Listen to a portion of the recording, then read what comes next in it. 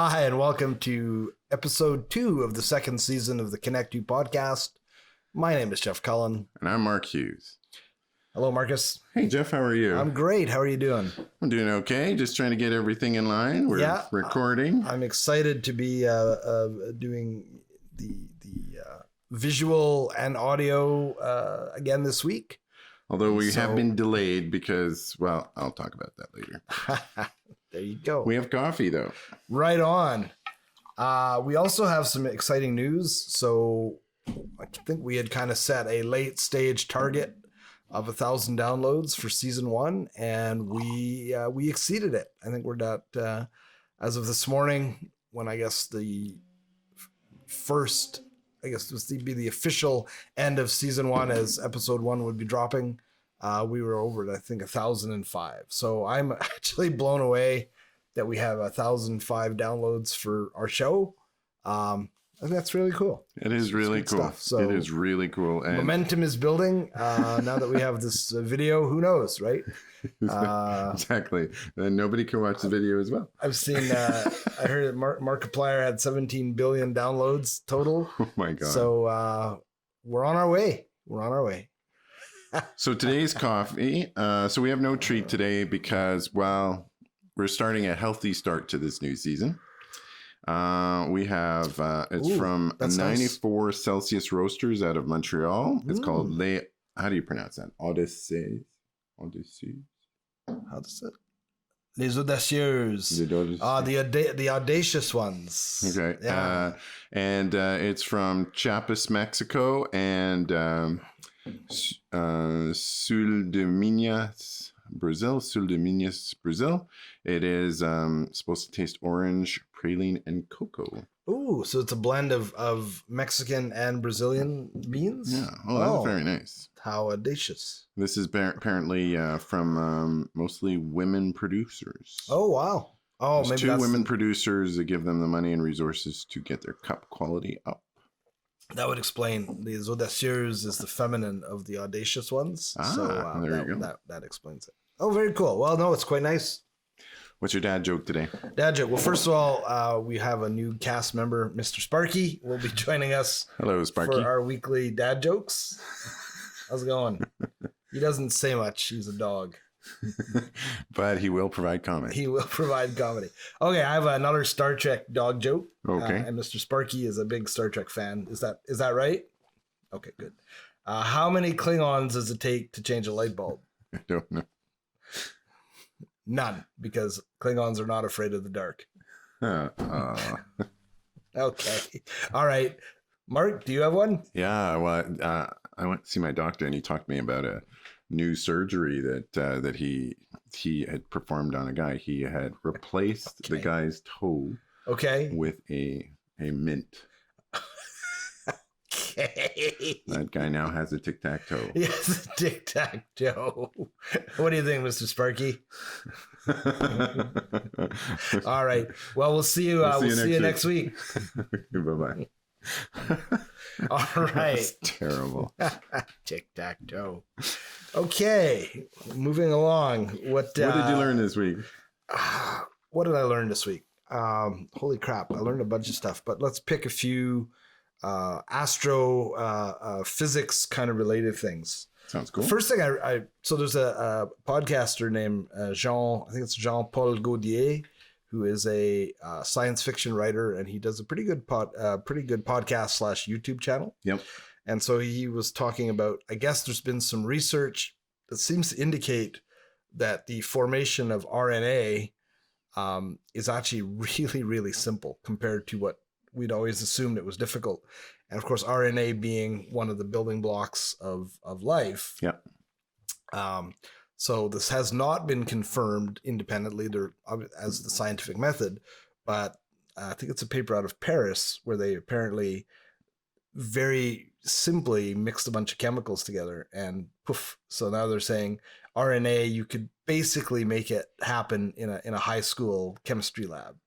The reason that's significant is that it would basically indicate, if this is true, you can create life anywhere. That there'd be life, simple life, at least, microbial life, pretty much anywhere, right? So all of these exoplanets, as long as they have water. It's like if you put an infinite number of monkeys, you'll get all the works of Shakespeare. Yeah. So if you basically have an infinite number of even more than that. And it turned out it was something about water leaching through some kind of volcanic soil. Really? That apparently that's what sort of creates the process. And again, that's something that's really common, not only on Earth, like all sorts of different places. So now they're looking for evidence of that having happened kind of independently. And if we find that, then suddenly it's like any planet that would have those conditions of soil and liquid water, you could get RNA. And then, you know, it's the magic elixir for starting life. Yeah. So that was pretty interesting. Very cool. That is really cool. And I have to say, one of the things I really appreciate is when I'm doing the engineering, putting the episodes together, yep. I'll go through and I'll try and find links to all this information. It's super, you know, occasionally you or I are a little bit off on some of the topics, but in general, we're pretty bang on. It's pretty amazing considering how off the cuff we are. So today is a sad day. Oh, it's a sad day because the Oilers were officially finished yesterday. They were swept out in overtime. Right. It was a really good game. It was really exciting, but they couldn't quite finish. I think the injuries just kind of took their toll on the Oilers. They were missing Yamamoto. They had both Draisaitl and Nurse were injured. Yeah. And it turns out that Nurse had a torn hip flexor and has for the entire playoffs. But it really only became super, super obvious during this last series. Sure. I don't think we know quite yet. We might by next week what was the injuries for Draisaitl, but he did not look like he was still was contributing. I mean, I think he had 4 assists. Yeah. And but not at his top. He was struggling getting around at times. Anyway, so that's a sad day, but they made it to I mean, semifinals. Holy crap. It's been a while since that happened and it's been a long time. So 2006 and before that even longer. It probably the decade of darkness has kind of passed a little bit, and I think they're in good shape for next year. I never get excited. There's been so much talk since we moved to Edmonton 25 years ago. It's like, okay, fine. Like if it happens, great. If not, I think they hit excited. But good on them. They hit a slightly better team. Yeah, absolutely. Yeah. Well, Colorado, was pretty strong. They had like quite a 14 more wins or some. But I mean, that's the nature of the playoffs, right? Like the higher you get, the harder the competition. Exactly. So, well, good on the Oilers. They did better than I thought they would. Yep. And, I think they're set up for next year. So the second thing I learned was, despite your best intentions, despite screwing up and fixing video issues. Oh, yes. Because last week's video ran out of time.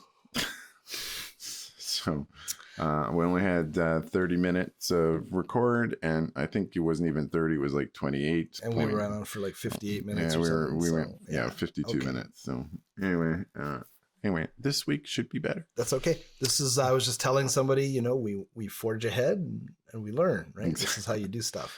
Yeah. The only thing I learned, I'm not really sure what to conclude about it. So the issue with the video is so you can get everything all ready, and then you have to deal with YouTube. Yeah, that's right. So hopefully that'll work. That'll get resolved, I think, today. I think we'll start a channel as well. I think this will be under your channel for now, but we'll get one set up. Well, because my channel is so that we can start catching up to Markiplier. 17 billion downloads. Well, the thing with YouTube is you have to be verified in order to be able to do over 15 minutes. Oh yeah, so, verified as what? No, it just means providing your cell phone number. So. Okay. Don't tell them we're doing, don't say we're doing children's stuff, because we're not. No, that's a bad idea. The only thing I learned, and again, I'm not sure what to conclude of this other than, the scientific method is awesome, but sometimes it's really good. you can see where it gets supplanted by politics or dogma. So the Voyager 1 space probe has been 45 years. It's been out there. It's about 17, I think this is 24 billion kilometers from Earth. It's the furthest thing that we've ever sent out into space. Still operational. It's supposed to operate till 2025. Takes 20 hours for signals to reach it and for them to come back. And they can still generate data from it, and they can still give it instructions. Right. But apparently over the last short period of time, it has been sending back very weird signals yeah. that they don't know what it is. And yet the NASA astronaut scientists, and this is the funny part, they're like, we don't know what it is, but it's not aliens. Like, isn't that NASA's always, we don't know what it is, but we know what it's not. It's like, no, you don't. It could be anything. Well, my understanding is that they're pretty sure they have an idea of what's causing the problem. And part of it is that it's so far out there that there is... So Earth has got its own magnetosphere, right? And there is one that is associated with the sun, and it extends out further. Yeah. So all the planets are within this, and so it's actually the Voyager is exposed to not just cosmic rays, but I think they call it galaxy cosmic rays, which are this like extra level of uncomfortable. And they think that some of the hardware has failed and is causing some of these random. Yeah, that would make sense. Yeah, and it's some very particular systems that they're pretty sure that it's narrowed down to. So this is why they know what it's not. So the bizarre signals appear to be related to an internal issue, and it's almost out of power, right? Right. It's using nuclear fuel, and the nuclear fuel will run out. Yeah, exactly. Essentially, and so it'll be out there until it's found by that machine planet. And then it comes back. V'ger. Yeah, exactly. Looking for its creator. Surprised it didn't show up in Strange New Waves. Yeah, well, that's right. Strange New Worlds. Strange New Worlds. So that's what I've learned, amongst other things. So today's topic we've decided to talk about was dealing with change and change management, both personally and organizationally. Right. So, did you want to start, or did you want me to start? Well, why don't you lay the foundation, and then I'll add to it. Well, I think it's really interesting because so when I retired, or semi-retired, what you really realize with individuals as they're going through that change is two things. And I think there's a famous quotation that is basically, you need three things to be happy in life. Right. Something to do, someone to love, and something to look forward to. That's right. Exactly. And the problem with a lot of that change to retirement is people go like, well, you may or may not have somebody to love. Right. You now that I can't force my employees to love me. You now may not have something to do. Right. And because you don't have something to do, you don't have anything to look forward to. Yeah, exactly. So people think the thing they're looking forward to is the day they can retire, and then they think they're just going to be sitting on a beach and no, that's not what's going to happen. But the other thing is that sometimes people push back their retirement so far, right, that you have the flip side is that the thing they've always wanted to do is travel, the thing to look forward to. Right. And then they don't actually, they wait too long. Now all of a sudden there's health issues, or there's some real issues in terms of traveling if you're over 75. That's what you were saying. Because there's some, you can't really get travel insurance unless it's obscenely expensive. Right. Plus at that time, you're not moving super great. Yeah. And well, most people. Yeah. Most people. So there's this window. So if you're going to retire at 65, you got about 10 years to get whatever traveling you want to get in. Sure. And so that can be something to look forward to, but you also Right. need something to do. It provides structure to your day. It helps you get up Absolutely. in the morning. Yep. It's better than just doom scrolling on Twitter all day. Watching Fox News. Yeah. and Yeah. and not having that job anymore, that and especially I see it with friends of mine who are professionals, Right. so they, maybe they're an engineer and now they're retiring from engineering, and so much of their identity, it Right. was tied up with who they were. Yep. And Absolutely. so it's like, well, you're not an engineer anymore. What do you mean I'm not an engineer? I'm always I'm still an engineer. That's right. Yeah, Fixing well, stuff, and yeah, if it's it's fascinating. or So a lawyer or adjuster or whatever. yeah. So change management is such a vast topic. Oh, it is. We could look at it within organizations, but I like where we're going with it. And let's keep it simple, which is, so on the personal side, and I mean, this is a big problem or a big part of the exit planning stuff that I'm doing. Yeah. And it's the third, what they call the third leg of the stool. So a lot of traditional exit planning is around, what am I going to sell my business for, and the mechanics of it. And you have people who either fail to consider what life is going to be like after the day after they exit, whatever circumstances. Yeah. And we were just talking about this with somebody yesterday, and I was using your brother-in-law as a bit of an example without naming his name, but that you also have the person who stays on, gets bought out by a big company, and the massive change of no longer being the go-to dog person, right? Yeah. They're like, oh yeah, you're sticking around because we got to pick stuff out of your head, but really you're kind of powerless from now on, right? Or maybe they say, we'll take you into account, but the reality is, particularly if you get bought out by like a big corporation, and then pretty quickly they're like, yeah, and then you're not really you may relevant, have right? may have issues. I mean, I kind of went through this too when we merged with financial accountability. That before, you were the one who was accountable, and it may be your mortgage or whatever is on the line, and now somebody's paid for that, but they expect you to perform. Oh, that's the other side. And the performance too, right? levels are like really high, and you're going like, okay, I need to fire how many people? What, so you're told your margins aren't good enough, therefore you need to, reduce your expenses. Right. And especially in a lot of professional service firms, the main cost is people. Yeah. And then maybe you have gotten rid of people, but there's a cost associated with that. And then there's also, you may lose functionality or your ability to do certain types of jobs because maybe there are certain individuals that provide that. Maybe it's not super lucrative at the moment. And the other thing is, what if you're dealing with waves, right? Like you have a dip. Right. So a lot of entrepreneurs will hold on for the dip and anticipate and the hope dip and hope that it comes back. And then when it does, they're great. Right. But the flip side is that bigger, more, publicly traded organizations and stuff like that, they're just not going to wait. That's right. Exactly. So sometimes it's best to get out of the way.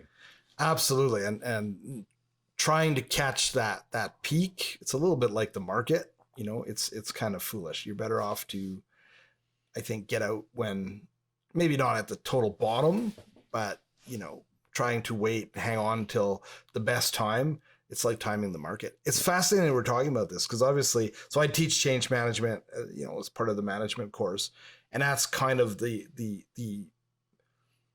type of change where an organization is saying we need to impose change, and that has all of its complications, and there's a whole model to deal with that. But this is interesting because we're talking about change that maybe somebody is reluctant. I mean, people are always reluctant, but this is kind of change sort of imposed by time, right? Like there is no option to say, I'm not going to ever retire. That's kind of like saying I'm never going to die. And that's tricky for people to hang on to. But I think to me, the first step I think has got to be getting comfortable with the idea, which I think a lot of us struggle with, right? Like you said, those three things, right? And then once you're comfortable, maybe comfortable is the wrong word, but no longer denying the idea of the reality, to then start having those thoughts. Okay, so what am I going to do? And then a part of it is that disassociation of identity from what you do is not who you are.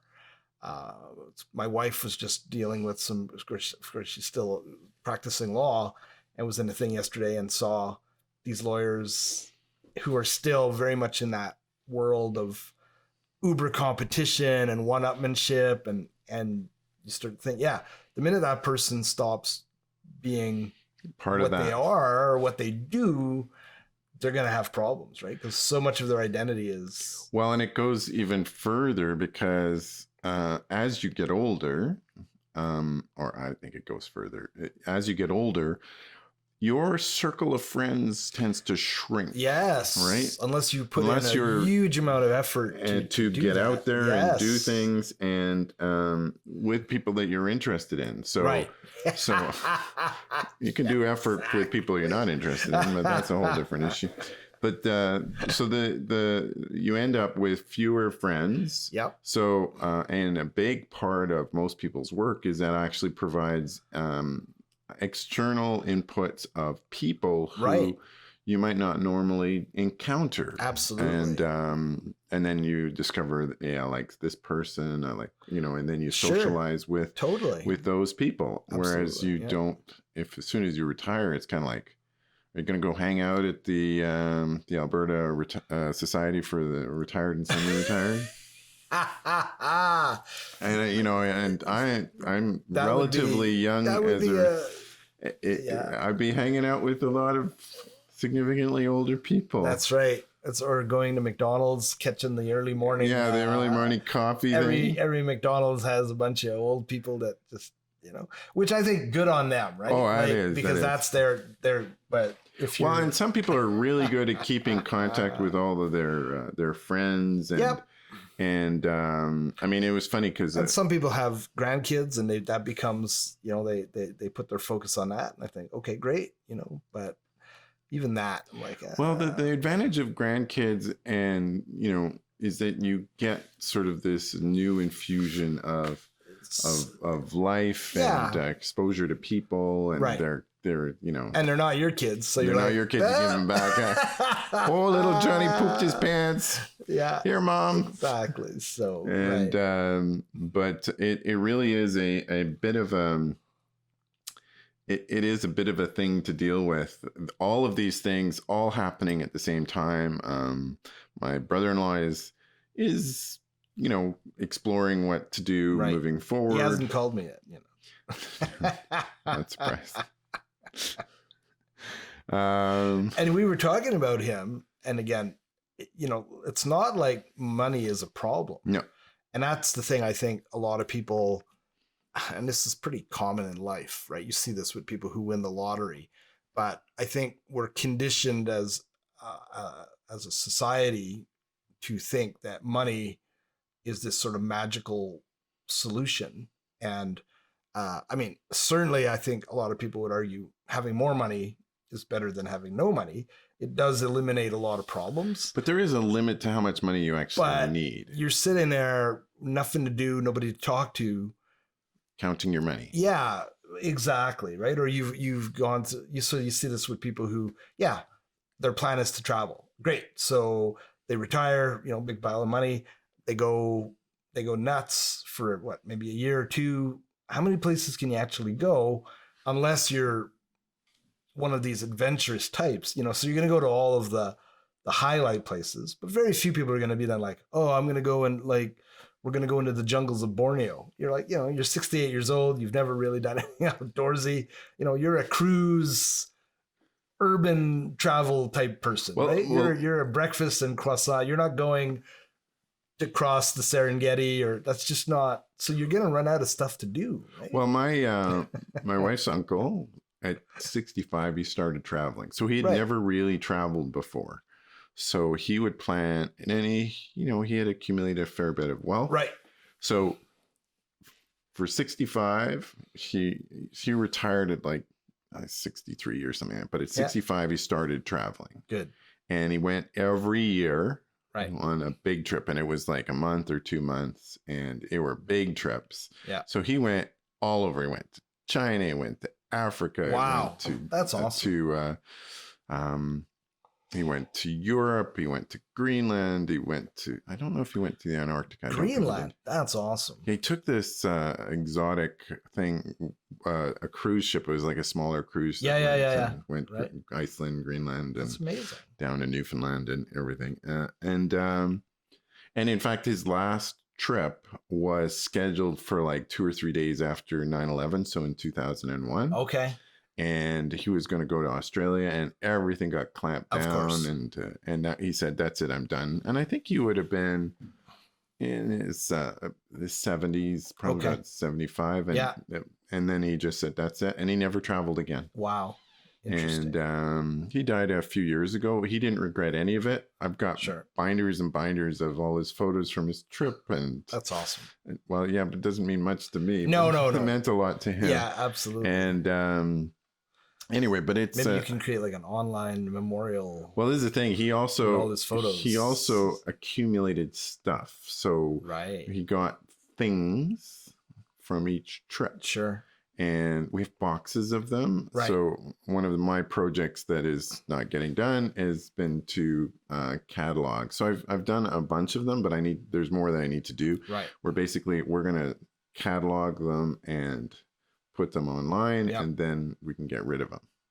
Because part of the thing is the stuff occupies space, but I got no place to display all this stuff. Right. I'm not a museum. So. No, exactly. And it doesn't mean a ton. And so it's a combination. Some of the stuff is really quite valuable, and then you got other stuff that's like junk. It's like from the corner shop. Right. Like those little stuffy puffins you stick on. Okay. There you go. But I mean, so there you go. Like, obviously he was lucky. He was able to do that. Yeah. But so I think it's going to become, again, even disassociated from the business exit planning. Because, I mean, yes, business owners, it's going to be a tsunami of them exiting. And they are a little bit of a special breed because most of them highly associate, particularly the baby boomers, with their business. Right? Oh, yeah. Well, and their identity is totally tied up with it. But I do think there's going to be just the general population of people retiring, like you said, professionals who have been very much wedded to their professional. And even I think people who hate their jobs, which I think there's a lot. I think they have this vision of freedom, that whole Freedom 55 thing. But I think we underappreciate how many things kind of disappear, like you said, that are kind of valuable, even if it's just going to the water cooler and seeing the same people every day and having that and your health. I mean, like, like when I turned 50, I discovered a bunch of stuff that was like aches and pains that I never had. And I still play volleyball with guys who are quite a bit younger than me.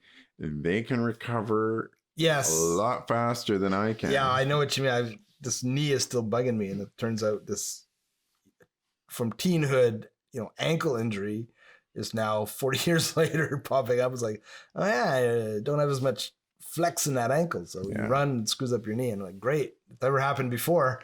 And the answer was like, yeah, well, you've never been 54 before, so oh geez, that's the way it is. Actually, I saw Norm Macdonald. Well, he's got that new Netflix special that he did in his kitchen.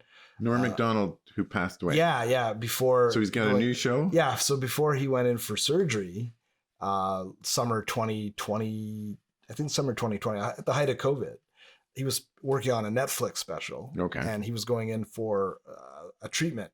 And he wasn't really sure, the way he put it, he didn't want to leave anything on the table. So he had his assistant set up a camera and a mic, and he just recorded like a 90-minute Netflix special at his kitchen table. Just him. Really? Yeah. And so they've edited it now and they've put it on Netflix. Oh, I haven't seen that. But I saw him doing a bit while he was still healthier, talking about suicide. And again, not something to joke about unless you're Norm Macdonald. But the point was, he says, in his usual style, he goes, every time somebody kills themselves, other people are like, I don't understand it. And he's like, really? Have you seen life? I can hear him saying that. What do you think? It's not going to get any better, right? So I was like, okay. But I think going back to what we were talking about, you got to have, I love those three things, right? Somebody to love. And it could, I think, again, we have. It could be a dog. It could be. It could be volunteering. It could be. It could be a friend. Yeah. It doesn't have to be like a romantic partner. A romantic partner, yeah. no. Something to do and then something to look forward to. Yeah. Right? Other than, I guess, the cold, grim embrace of death. If that's all you have to look forward to, you're in trouble. Big trouble. Find something else. Revenge, maybe. I don't know. Exactly. Revenge is a meal, a dish best served cold. And honestly, the people who must be the saddest, like Betty White, days away from turning 100, and you're like, woohoo! I'm like, crap. Well, and that's the curse. The curse of getting old is you get to see all your friends pass away. That's right. So you need to have a steady supply of new friends, who are young to fill in. Well, and I know as soon as I turn 50, and this is one of the blessings or curses of Facebook, you start to see friends that you went to school with or whatever, right, and they're just not doing so good. And yeah, that's true. I recently I see pictures of people and I'm like, holy crap, you look so old. What happened to you? Of course you don't say that in the comments. What the hell happened to you? You look great. But well, in fact, so I'm glad you're still here. When I lived in Ontario and Toronto for about 4 years, right around, and left in 1990, the fall of 1990. Okay. And but for the 4 years that we were there, I made good friends with this gentleman who was in politics. Okay. With the NDP in Ontario, and I had totally lost touch with him. Right. Sure. So I actually, one of these things, you sometimes go down these rabbit holes, and I searched to try and find him, and I found him, and I contacted him. And when I went there for a recent stopover en route to Newfoundland, I was able to connect with him. And in my mind, he's still the same 40-year-old guy. Right. But he's 75. Yeah. And and I'm going wow. And he had a pretty powerful influence on me. Right. And it was great to see him. It was really great to see him. That was quite but I kind of blew me away at. Yeah. I've had the same experience. Or sometimes it'll be people that are sort of in the media. So I was telling my wife this morning, I saw a thing pop up. The original bass player for Bon Jovi passed away. Oh, and right. I'm like, oh, okay. And then I was reading the article and he was 70. And I'm like, what? Well, exactly. Paul, that's yeah, you're old. Well, that's only 16 years older than you. Well, so when you were 20, he'd have been 36. Well, how old is Mick Jagger and the Rolling Stones? And Gene Simmons is, I think, just turned 75, right? Yeah. So it's amazing. Anyhow, so change inevitable. I think there is managing personal change. Yes. Although I just saw a guy yesterday on YouTube selling something, but his message was, when you're 50, you still have, unless something happens, you still do have a lot of time. Right. It's this dichotomy of, it doesn't feel like there's a lot of time. And yet, 30 years, if you go back 30, let's say you live to 85 or 90, if we're lucky, but that's a lot of years when you really look backwards, right? My oldest kid is 14 and I'm like, shit, it feels like he's been around forever, right? Well, so project out 14 years, I'll be 70. We have friends who live next door to this elderly lady. So she's 103. 103. And she's living by herself. Lives by herself. She does have help that comes frequently, but which she probably resents. Well, but there's a couple of things. So, at that point in time, you're really not counting your remaining lifespan in double digits. Okay. Not unless you're very, very enthusiastic about things. Exactly. When I'm 112, I'm going to go travel. But here's the catch is that her kids are well into their 70s. Yeah. Right. And there's grandkids. The grandkids are well into their 40s. Right. So you start doing the math and you're going like, holy crap. Like, and like this kind of perspective on time is kind of wild. Yeah. Yep.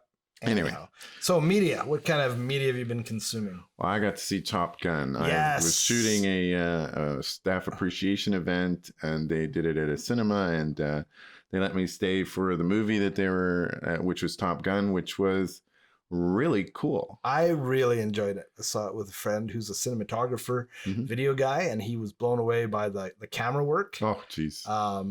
Well, it's interesting, but not even just the in-flight stuff, but even he was pointing out all sorts of different techniques where they're blurring the back or it was different. Done. It was done. It was really done really well. And I thought it was. I mean, it's goofy, right? It's like people have written about the premise of and how the mechanics of it are goofy. Unrealistic. But then again, the first one was too. It was crazy. But I thought the way that they somehow recovered the feel of the one from the 80s, and yet it was still different, right? It was it was great. It was it's exactly what it needed to be. Well, and so they came up with this reason why they needed to use F-18s, and the real reason they needed to use F-18s is because F-18s are two-seaters. Right. Or you can get them in two-seat variants so that they could put all the actors into the back seat while they film from the front. I also heard that the military didn't want the F-35 the F-35s are all single seats. So but they also didn't want to be kind of showcasing them. That's right. Because, I mean, the movie does play in China and Russia and exactly. other places. But I think some of the fifth generation fighters that they were showing off were F-35s. So. Right. And it's supposed to be Iran. Right. By the way, that's the country. They always do that. It's nondescript. So, but people have done the math and they're like, well, mountainous region, old F-14 lying around. I guess the Americans sold some to Iran. Well, they also use some the Shah. So they're like, yeah, it's probably Iran. Oh, interesting. Yeah. Well, it was good. I really enjoyed it. I thought Tom Cruise looked really good. Actually, he looks better in the movie than he does in reality. Yeah. Did you have the little intro? No. Well, we saw it at the cinema, and then he's like, I saw it at the cinema, but he's welcoming people. He's like, "Oh, thanks for coming to see the movie," and we're like, "Holy crap, who's that?" It's it's Old Man Cruise. And then in the movie, he's like looking pretty good. Yeah. So I missed that very, very beginning because I was putting my gear away so I could come in. So my friend said he probably lit it so he looks purposefully worse. So that then when the movie comes on, it's like, ooh, doesn't he look good? He looks good. Val Kilmer, right? Val Kilmer, especially after seeing the movie Val. It really great perspective. I thought it was a great opportunity, and I thought it was well done. So I found out that his voice when he did speak. That's with AI. No, they use AI. No, they used his son. Oh, really? They used his son just like they did in Val. No, they probably used some AI as well. Right. Because he's got an AI that they created for him where he can speak. Apparently, they used his son as well. Okay, so that makes sense. But they did that as well in Val. Right. So just because kind of marginal. So it was awesome. It's definitely worth seeing. I don't think there's going to be another sequel. I thought Miles Teller, who annoys me sometimes in certain movies, but I thought he was the perfect guy to play Anthony Edwards' son. He looked like it looked similar enough that it and some of the mannerisms, and I just thought he did a good job. It kind of got funny at the end, right? Almost a little bit like a buddy comedy for a few minutes, and I was like, this is just hitting all the notes, right? So, I saved your life. I saved your life. Yeah, exactly. Speaking of AI, a recreation of voices, episode 3 of Kenobi. Yeah. Awesome. Yeah, it was really good. Oh my God. They did. They've used snippets, new dialogue with James Earl Jones' voice. Because James Earl Jones is quite old. He's quite old. Yeah. And so he still got credited. And apparently they did that in The Mandalorian as well with Mark Hamill. They used it was his voice from when he was younger. Okay. That they just use AI to create the dialogue. So now you can't even believe what they'll you be hear like people marionettes, say. right? Like you won't actually. Yeah, well, that's right. So I thought that was awesome. Ozark. Oh my God. That show. Did you make it through the first season? No. Okay. I finished the first season and it's like, oh, and then the first episode of season 2, there's a couple of scenes. There's one in particular where a baby is involved and it's like, oh my God, I can't believe this is happening. And then at the last second, it's like, psych. And I'm like, oh. So I've never watched a show where I've been so like disturbed the way they build a scene. It's brilliantly done. Oh yeah. And Jason Bateman just playing Jason Bateman, the nice guy, except not. Yes. Exactly. Yeah, so it just appears to be a nice. Yeah, that's right. So I'm enjoying that. Strange New World. You know, Strange New Worlds. I was going to say Stranger Things. I want to go back to because I hear it's taken quite a turn. But Strange New Worlds, Paulette and I watched. I saw it last week. Amok Spock. Yes, that was good. It's very funny. It's very well done. And the performance of I can't remember, especially when they switch. Yes, and it's believable. But they've done a good enough job that you believe it. And Anson Mount, just the way he plays that, like really, you know, really? And he just like doesn't miss a beat. Okay, I can't fix this, but I have this other problem. You need to fix that, and you need to come with me, right? It was I find him incredibly compelling. He really is good. Well, so I watched the